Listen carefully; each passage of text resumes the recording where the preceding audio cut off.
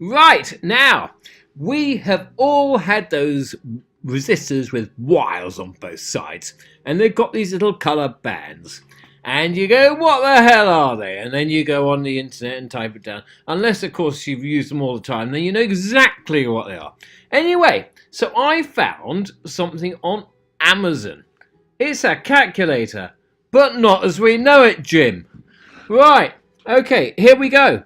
So, as you can see, it's all got these colours, right? So what we do is we press it on, and then we go to mode, right? And it says colorings.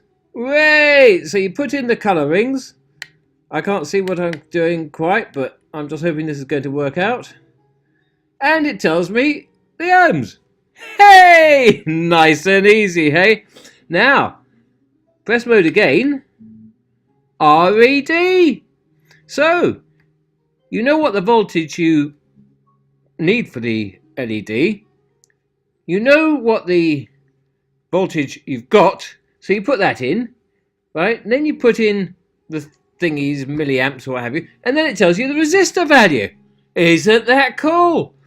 And the great thing is, it's fun to do because it comes in a little kit that you have to solder all together. What could brilliant and fun.